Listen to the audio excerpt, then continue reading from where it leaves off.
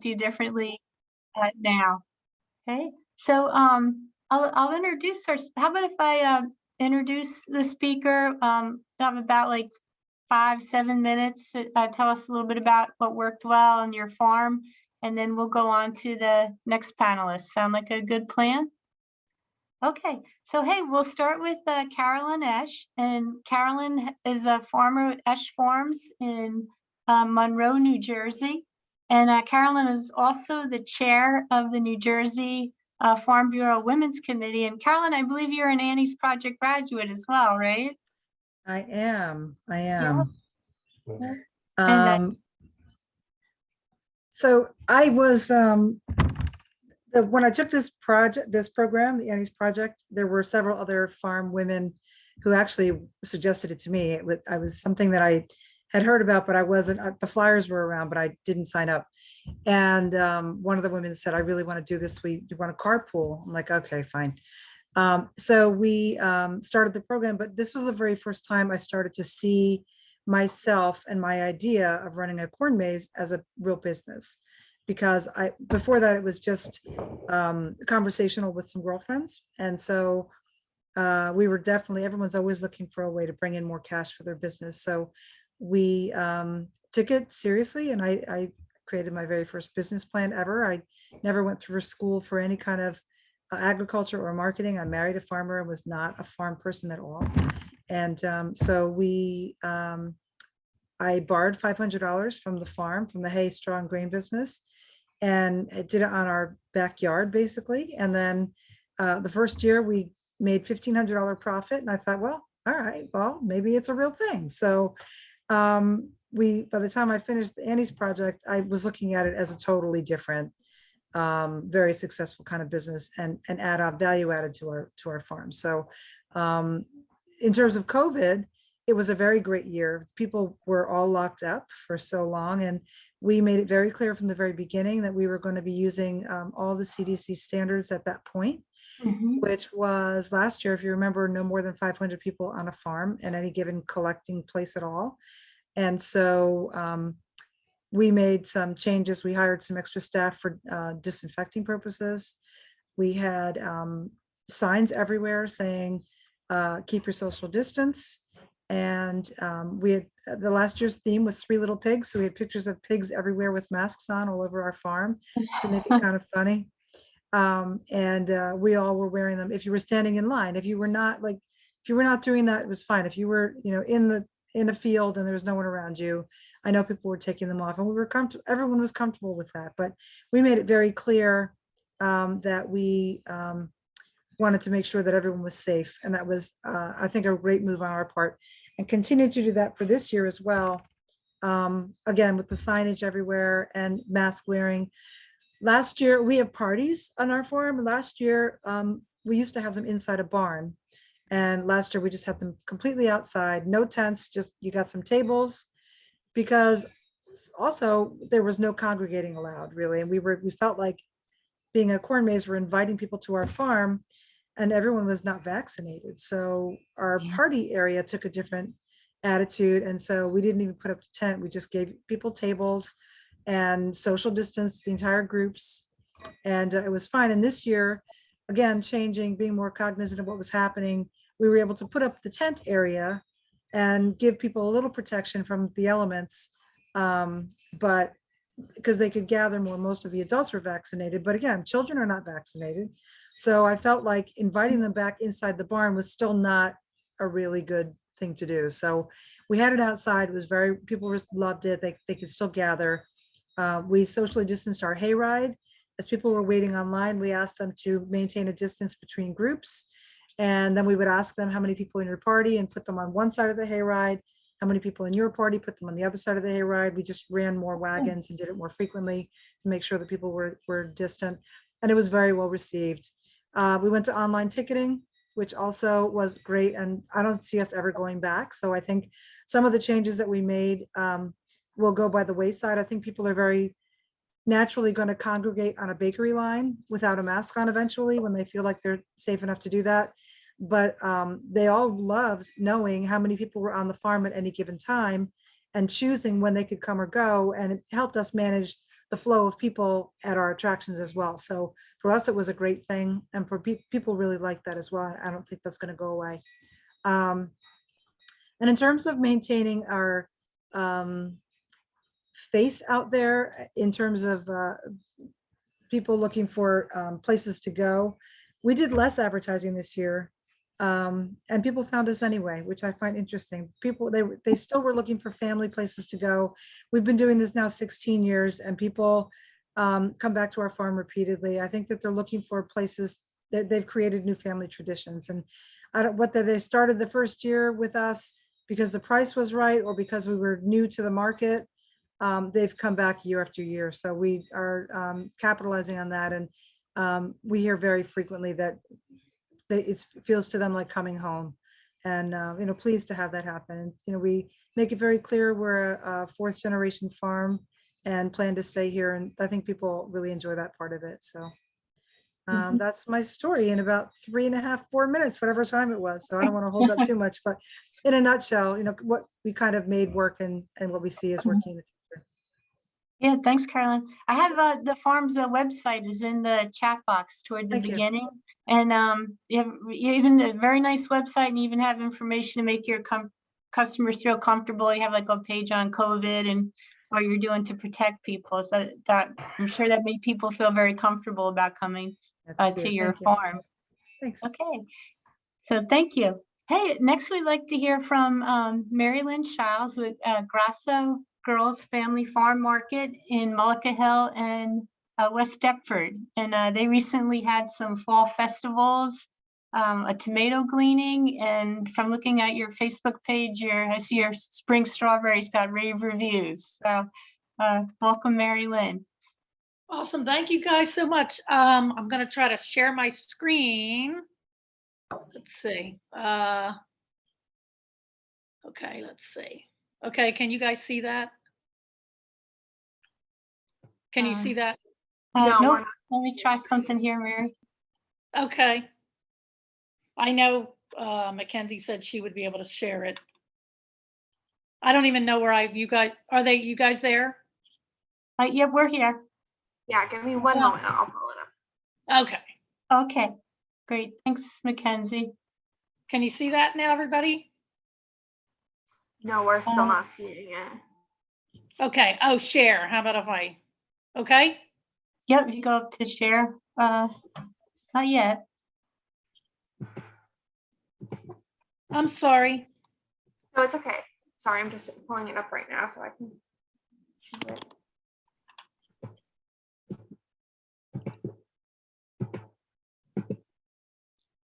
Can you guys see that? Oh, boy. No, not quite yet, Mary. Okay. McKen.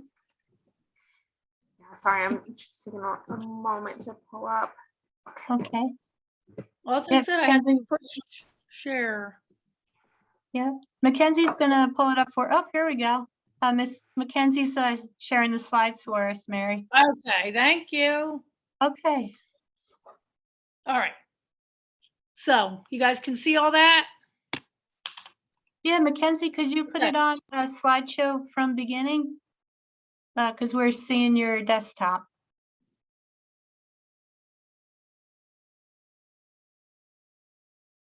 Oh boy. Oh, here we go. Perfect. Oh, okay. A second. Yeah. Well, I don't see it, but okay. I'm just. Yeah, we lost it a second. Here we go. Can you see that, Mary? Everyone can see it. So this is just a picture of, the farm in West Deptford. We were primarily a vegetable farm since before 2001. In 2001, we decided to open up a little cart. You can turn the next slide, or can I do that? Next slide. I think Mackenzie will need to. Okay, there I am, nerdy and all. That was our first market, 2001. It was a cart between two pear trees, and basically we sold generally all the stuff that we sold that we grew on the farm. Okay, next. Okay.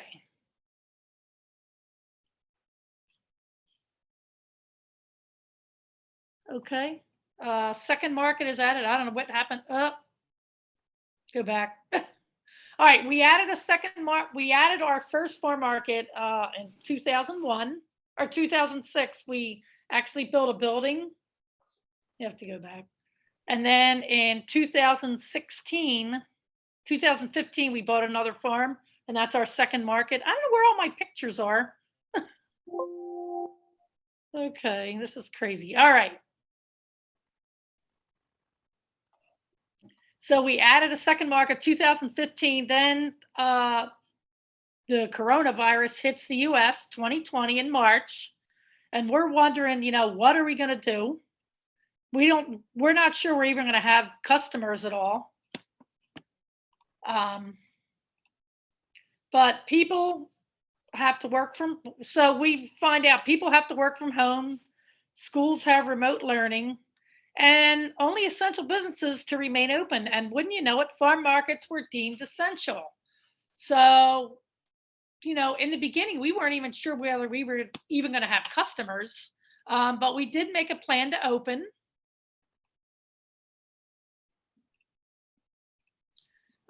We installed new checkout counters with plexiglass, which was, what everybody was what everybody was doing. We added new signage at the entrance. You can switch to the next slide. We put new signs up. Okay, the next one. Next slide. So you see how we put up plexiglass to keep us from the customers. And then we added new signage at the entrance, which people really liked. They liked seeing that no more than 6 people in the market. And they liked that we were serious about people practicing social distancing. And we even had at the checkout counters, blue tape on the floor to keep people from being too close to each other. And people were really serious about it, and they would kind of call you out on it if you were too close. Okay, next slide.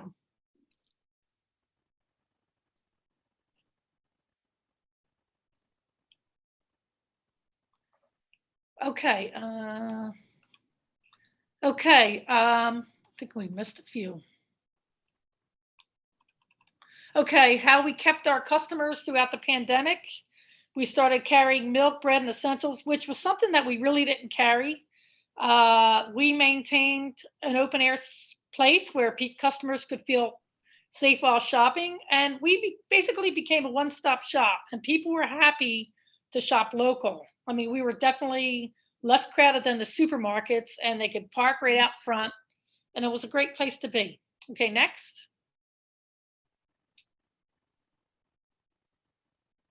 How we kept our customers coming back this year. We started carrying even more products like local meat and pasta. They realized how much fresher our produce was than the grocery stores. Probably one of the biggest things we did, we constantly advertised through social media, all the new products and vegetables we started carrying. And we did do curbside pickup, even though we didn't advertise it. And we kept our customers coming back with our friendly service and attitude. And that's something that people kept telling us over and over, you're so friendly, you're so helpful. We would carry their stuff out to the car. We would, if you wanted curbside pickup, we would bag it up and we would meet you out at their car and, take their credit card over the phone. And that way they wouldn't even have to touch anything. Okay, next.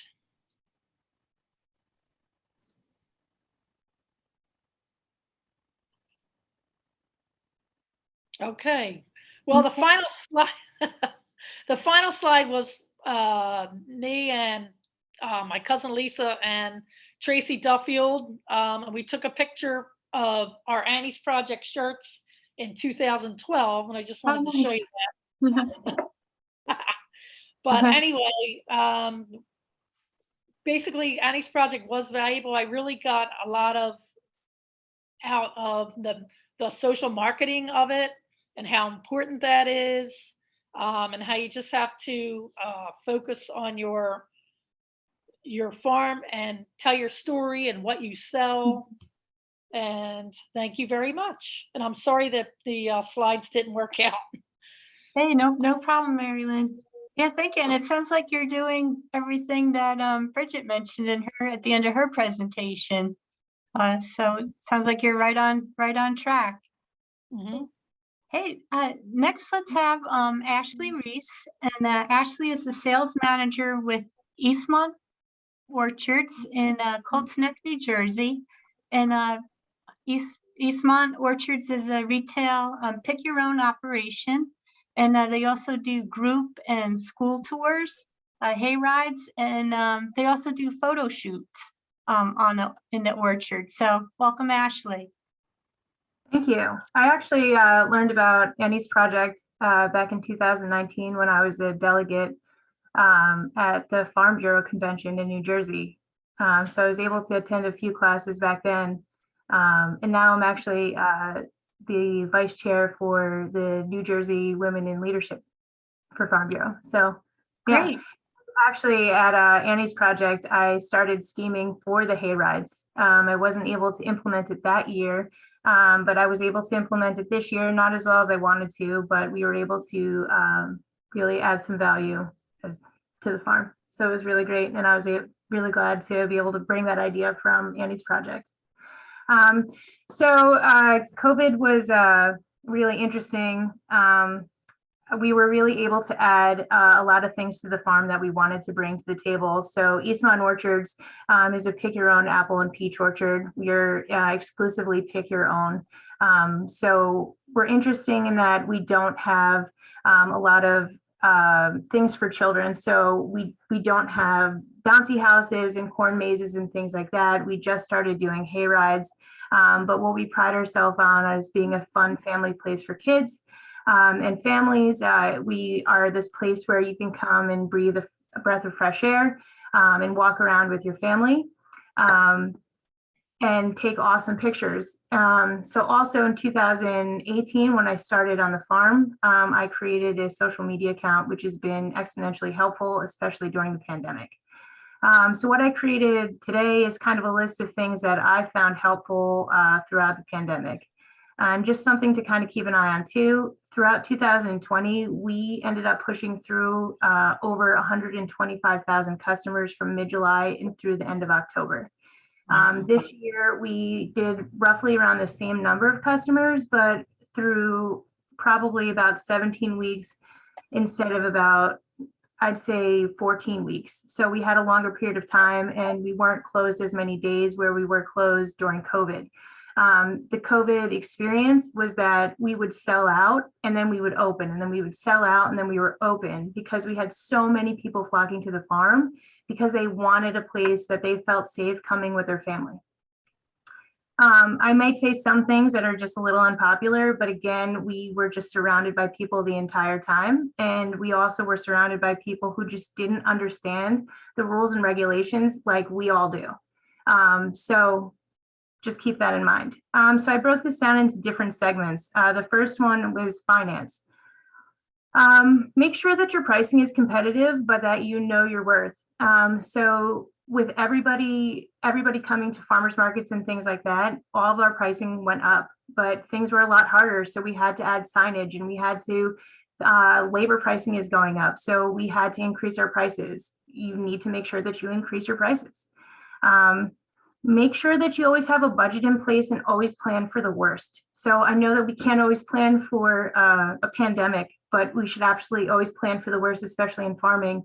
So you should plan to make sure that frost hits or something happens and just make sure that you plan to be able to feed your family.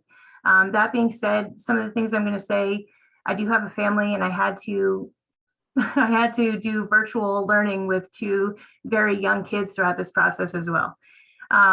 Take advantage of crop insurance and state assistance programs. I'm not talking about loans, but the USDA has great programs that are super affordable and easy to sign up. So if you haven't reached out to them or talked to the USDA about their programs and you have a farm, definitely talk to them. If you haven't reached out to your local Board of Ag, reach out to them too, because the USDA usually comes to your Board of Ag. So definitely make sure that you're going to those meetings, and there's a lot to learn from them. When it comes to personnel, you don't have to pay top dollar. So I am right across the street from Laird's Vodka. So Jersey Lightning, right? Their distillery, they have signs out front that they're already paying $14 an hour. We have an ag carve out for labor for a reason, right? Because we are weather dependent, we are variable, right? For a reason. We have that ag carve out right now for a reason. So I pay $11 an hour, which is more than ag minimum wage right now, but that's what we do, and we chose to do it. But we have that carve out for a reason, and you don't have to pay top dollar to get quality employees. If you treat your employees with respect and you market the correct way, you can get employees to work for you. So we put a signage out front, and we use social media as a way to get the correct amount of employees to come to our business. Everybody struggled getting employees, as did we, but we found the right number of people to come to our business. Stay consistent with your policies and your messages. And what I mean by this is that if you have rules and regulations that you have to abide by when it comes to customers, or for us, we have to pay for what you pick, right? So make sure that message is clear, the signage is correct around the farm. Make sure that your employees see you implementing that policy, right? This way they don't have a problem implementing that policy. Just make sure everything is very consistent so that your employees don't have a problem implementing the things that you put in place. You have to maintain consistency. Make sure that you back your employees up, because the customer may not always be right. Now, especially when it comes to mask mandates and things like that, there's a lot of things that the state put in place, and we had to enforce it. So unfortunately, that was just really, really difficult. So the pandemic may come and go, but we have rules that we are forced to implement. And that was just really, really difficult. So, I mean, with food safety regulations, there's a lot of things with service dogs and things like that coming on the farm where emotional support pets are not covered by the ADA. I can't let an emotional support pet on the farm, and that upsets a lot of people. I do my best to make sure that they have a great experiences, or I try to accommodate them when I can. But unfortunately, I can't make everybody happy, and that means that the customer is not always right. I think that we should all make sure that we do the right thing and try to treat everyone with kindness and respect. But I think that the customer is always right is not always the best policy sometimes. Marketing, I think that Bridget, when she was talking earlier today, was an amazing presentation, and I was really excited to be here for her keynote presentation. She talked a lot about social media and marketing, and one of the main takeaways, or one of the things that I've been doing for the past 2 years, is I've completely stopped using the Colts Neck Journal, magazines, newspapers to do all of my advertising, and I've completely relied on myself for our marketing. Eastmont has been family owned, family run, family operated since 1923, right? And we make this a very family friendly environment. So as a result, now what I do is I use Instagram and Facebook as a way to portray that message. So what I do is when customers come here, they're super excited to tag us in their posts. And what I do is I take those pictures and then I start a campaign on my stories to show their beautiful family faces on my stories that go over for 24 hours, right? And they're so excited to see them, to see themselves and their family up on our stories, right? And then what I do is I take those stories and I add them to our highlights, and I have a highlight for pumpkins, and I have a highlight for apples, and I have a highlight for recipes, and I have a highlight for farm to table. I have a highlight for Farmers Against Hunger that come out. I have a highlight for all of these great things that our farm is trying to push. It's a great thing and people love it. But the one thing that I really do is I make sure that we're consistent with our message. So if I don't want young kids riding in our wagons that we have, because it's a policy that we have, if there's a picture that has a kid riding in a wagon, I don't put it up, because it's a consistent message that I like to put out there. Now, the reason why I do that is because my business is variable, right? Especially in the pandemic, and I need my marketing to be flexible. And if I put something up in a magazine or an article somewhere, I not only am I spending a lot of money, but it's not flexible as the way I need it to be. So if I know that I need my numbers to increase this weekend, I can really start nudging those articles, and I can spend the money where I need it to spend. And I can only spend $5 or $10 a day. It's super inexpensive, and it's a way to really increase my numbers where I need it to be. And I can push target areas around New Jersey where I need them to go. Where do I want to go? Now, here's one thing that I know is it's another unpopular opinion, because I said it myself a lot of times. I don't have time. It's just me. I say it all the time when I'm fatigued. I work 70 hours a week. I work 70 hours a week from June until right now. I'm not done. I'm in a meeting right now. It's 8:30. I started at 8 o'clock this morning and I'm still not done. And I have to put something on social media today. But the one thing that I do during the winter time is I start writing articles. I start editing some pictures in my downtime, and I start compiling them in different places on my phone so they're easily accessible. So what I do is I'm really tired and my kids and I'm in bed, and I just pick something from that place where I need to pull, and I just put it up in my stories, right? Or I put it on my post, and I just reach from this place where I've compiled during the winter, right? Because I'm always on the farm and I'm always taking pictures. So you just store these images, right? Or you find an article that you've already written. But that's what you have to do, because when you are on the farm and when you have a family-owned business, or if it's you and your husband, or if your partner or whomever, it is just you. So you have to find the energy to do it, because social media really is the only way to get your message across. Okay, legal. Again, it all comes back to staying consistent with your policies and your message. Making sure that you back your employees up with their message. As long as their message is consistent and they're being polite to customers, make sure you back them up. Stay informed with Rutgers, NJ.gov, Farm Bureau. These are all really great places to stay informed with everything that's going on in New Jersey and legal aspects. If you are a farmer and you don't know what your rights are, the SADC and Farm Bureau are great places to go to. Use them.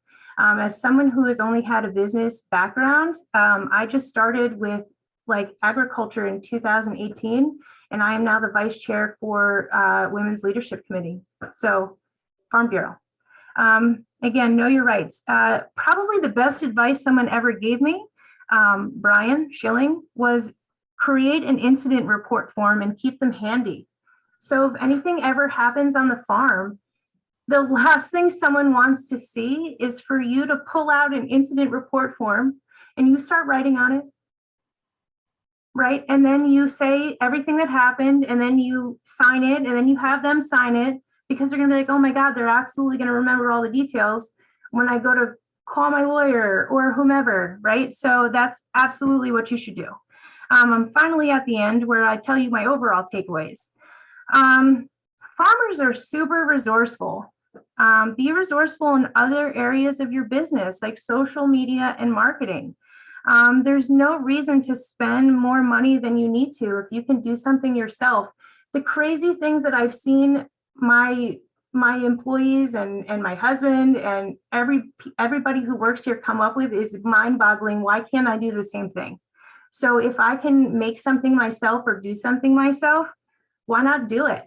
So if I can make a sign or use cones because my business is so mobile around my farm, do it yourself. The pandemic gave us a chance to try new things without the fear of failing, because we knew that if we did nothing, we were going to fail.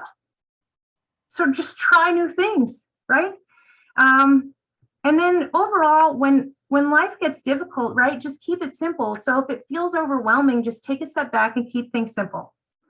And I know that we're all going through this COVID fatigue, right? But if you're feeling fatigued, that just means that you need to lower your expectations a little bit, right? And just think about, what do you have to do? What are your legal responsibilities? And then take a step back and do what you have to do. And then that's it, right? That's it. That's all I got. Hey, thank you, Ashley. It's a lot of good information.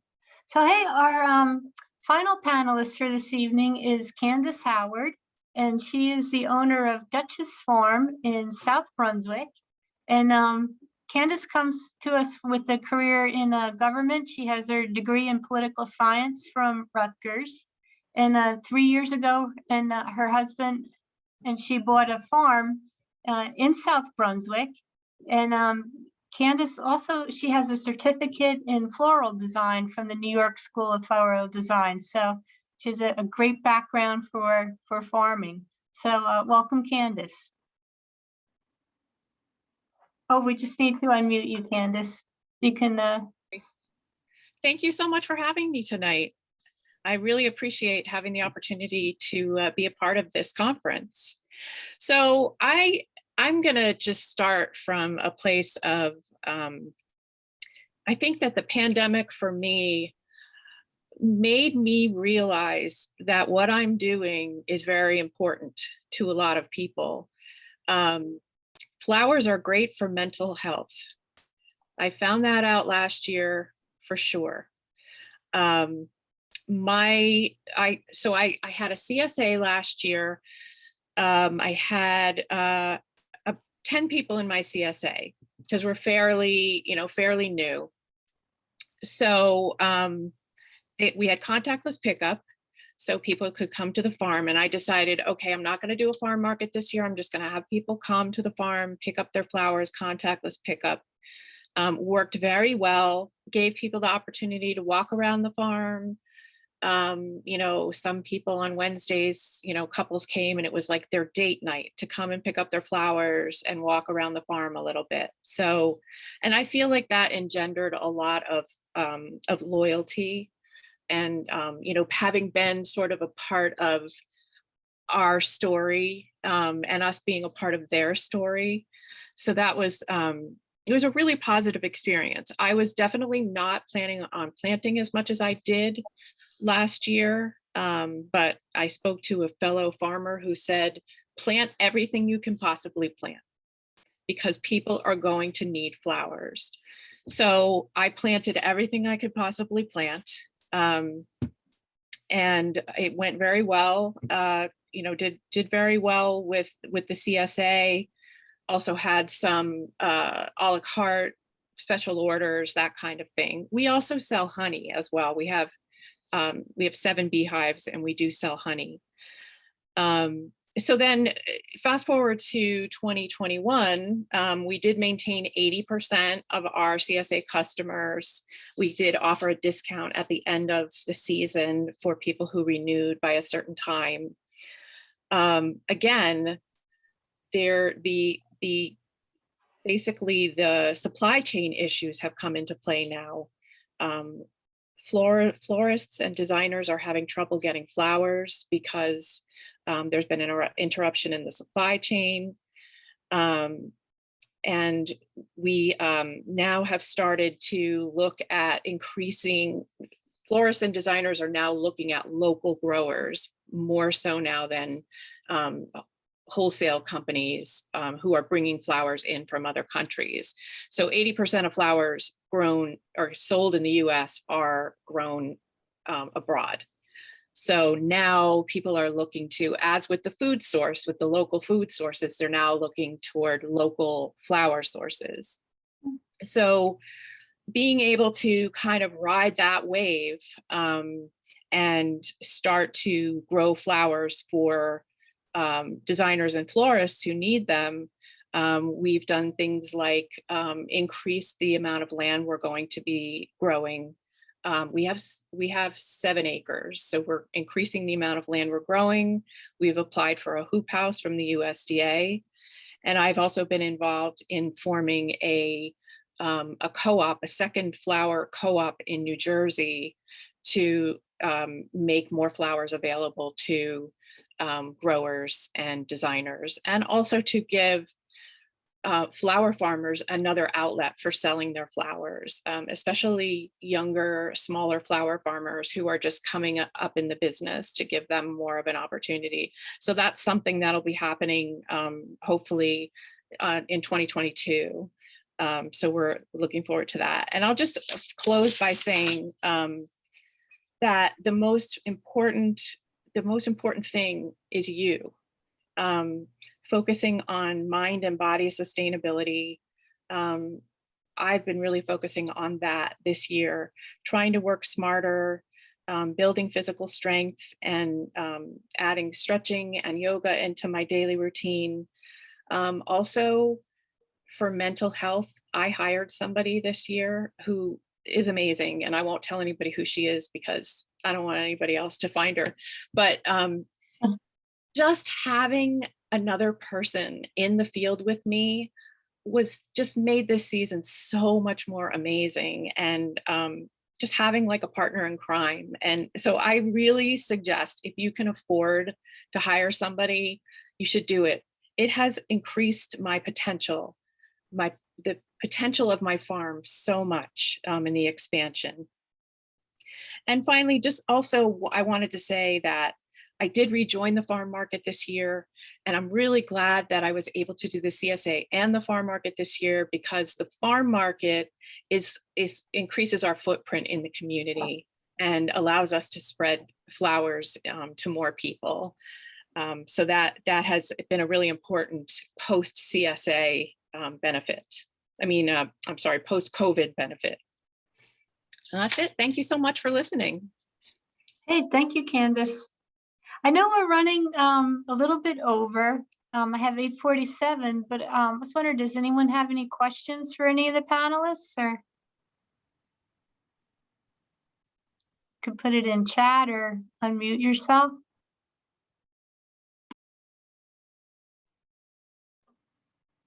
Okay, doesn't look like we do. So You got one more out of me. you got one question? One more Okay. out of me.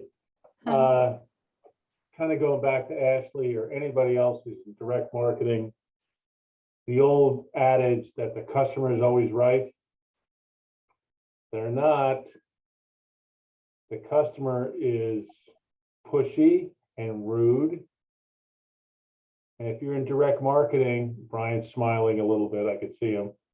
If you're in direct marketing, we have to put up with all kinds of people who think they're smarter than we are. And we're the ones who grow it. Whether we feed the soil, we take care of the soil, we grow the product, we produce the plants that come up with the fruit that we eat in our own homes. And is the customer always right? Looking at Carolynette, she's going to smile here in a minute. So will Ashley. Anybody's in direct marketing, the customer. We grew up as little kids. The customer is always right. New Jersey, with our mosaic of cultures and people, is a beautiful thing. The customer is not always right when it comes to agriculture. So I'm just going to share with anybody that's on this and recorded later that stand up for yourself. You know, sometimes the customer is not always right. I grew it. I understand it. I know what it is. The worst thing is a blemish on a tomato, which is a long story which I won't get into. But no, if you're the farmer, defend your product. Yeah, I grew it. It's here. It's safe. It's healthy. And if somebody poo-poos what you have, say, I'm sorry, I didn't satisfy all your needs, but I grew it and I stand behind it. Be proud of what you've done. And if they don't like it, let them go. So is the customer always right? Not always. I'll tell you this, your employees hate it when you defend the customer over the product that you and your employees have produced. So have a little pride in what you're doing and let the consumer know, it's like, am I perfect? No, I grew it here. I grew it on my farm. I picked it with my own hands. I've done the best I can. And please enjoy it. If you don't like it, go to ShopRite. Just saying. No, I agree with you, and you're right. I was laughing at you. And in my case of agritourism, inviting people to the farm, once they pay admission, they feel like they can go anywhere. They can go into my office. They feel like they can, go into my car. They feel like they can just go everywhere. And honestly, we spend most of the time protecting them from the dangers of farming that they have no idea are around the corner. So, and New Jersey being such a Sioux happy place, it's a whole nother dimension that, we obviously we welcome that. And there's a lot of opportunity to turn that around and make it a great conversation. And a lot of times they do want to listen. So most of the time it's ignorance, but there's plenty of people out there that, like Greg said, they're not right. They just want what they want, and it's challenging. So I'm with you. Keep on keeping on, right? We'll keep doing it. Do the best you can, but I've done a lot of retail. Carolyn has done that. Ashley has, and a number of others on this call. I grew up learning that the customer is always right. No, they're not. Sometimes they're just jerks.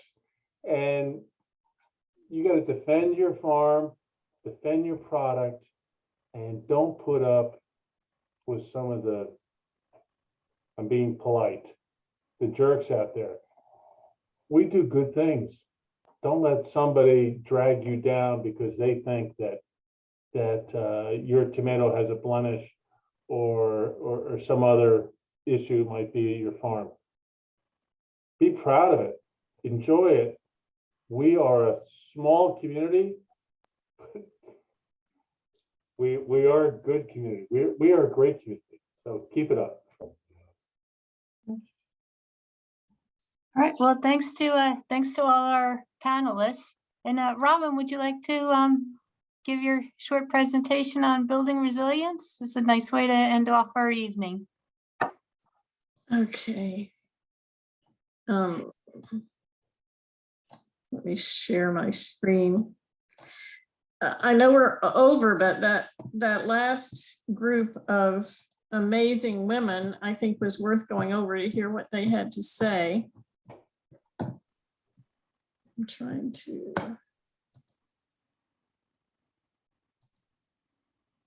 There we go. So I want to thank all of our speakers, our panelists, our moderators, and the IT folks that kept us on track. And I'm sorry for keeping you guys late. I just want to take a couple minutes to wrap up and thank you all for helping us celebrate 10 years of Annie's project. Madeline and I are actually trying to put in a grant to get another Annie's project online with a full-blown 6-week Annie's project with live speakers every night. So stay tuned for that. During COVID, I think most of us have COVID fatigue, and even though farmers have actually done great financially as far as sales, as you've heard, a lot of you are tired. So I just want to focus on just a couple minutes. There's a great website that Cornell has about resilience. So for farmers. So I encourage you to go there, and the website is here. And the most important people, the most important part of your business are people and employees and customers. Even though they may not always be right, we can't have a business without customers, and most of them are pretty great. And you're the most important part of the business. So make sure you take care of yourself. And I've found in times of stress, it's easy to throw out the yoga or the walking or the bike riding or whatever you do to take care of yourself, but that's the time you don't need to throw it out. So I've been trying to do yoga or something like that every day, ride my bike, ride my horse. So you do whatever works for you, whether that's yoga or meditation or visiting friends or meditating. It's important to make sure you have time for yourself to recharge, even just practicing breathing. And then, there's some simple breathing techniques like just breathing in and out, or different 4 square things and so forth. The other thing, even though COVID hopefully is getting over, there's always something that can happen in a farm because we're growing things outside with the elements. So consider backup plans. If you or your family gets sick or gets disabled, consider what would happen if 10, 50, or 75% of your employees are out sick for 2 weeks at a time. And try to be realistic. Could you keep going? Could you reach out to neighbors? Could you ask another farm business to help? And I know farmers are amazing. I've talked to greenhouse owners who, one particular large one had a fire and had to replace a greenhouse, and other greenhouses across the country said, to the manufacturer of the greenhouse that he was trying to build, is I don't need to add this addition, but the other farmer needs it to replace his business. So people just jumped in and did amazing things to help each other out. So that, what's nice about the farm community, they are willing to help. Think about what operations would have to go on. What could you cut? We've heard this theme from several people. I always call it the KISS principle, keep it simple, stupid. What could you cut out if you had to? What operations could be put on hold? Also, try to cross-train your team so that they can do each other's jobs in case everybody isn't there or somebody moves or quits or whatever. In a pinch, is there anybody else you could hire for a short term? Even somebody off the farm. What about a neighbor? And the risk management strategies that are available for farming are the main things we emphasize in Annie's project. The first line of defense is think about insurance. Crop insurance is something that we are underserved in New Jersey. So a lot of people don't buy the crop insurance that is available. So think about that. Property insurance, liability insurance. As I mentioned, New Jersey is a very lawsuit happy state. So it's really important to have an umbrella policy that would cover liability. You need health insurance and life insurance. Also trying to reduce your costs so that if the supply chain has been broken, some things are going up. So this is a time to try to take those extra profits you have and plan for the future. Make sure you right size your operation. Think about your marketing, and that has had to change during COVID. It'll change during other times. I've been around for over 40 years working with farmers, and I find the ones that are resilient and adjust to the times are the ones that stay there. You can't keep doing things the way you did in the 80s anymore. Consider diversification, but also sometimes in New Jersey we're too diverse, so maybe cut back. It depends on where you are. If you only have one type of product that you're producing, or 2 or 3, think about adding more. If you've got too many, think about trimming those that aren't making as much money. Think about tax planning, but don't let your accountant run your farm. I find this so many times in businesses. They'll just add a new greenhouse or buy a new tractor because they ran out of depreciation and they don't want to have to pay tax.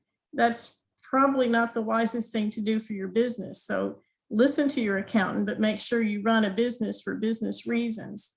And then reach out to neighbors in tough times so that they're there for you and you're there for them. So thank you all so much for coming tonight. And I've really enjoyed the last 10 years of working with women farmers and seeing so many people come up with their vision statements and mission plans, mission statements, and really become true business women. And you guys are amazing. So thank you.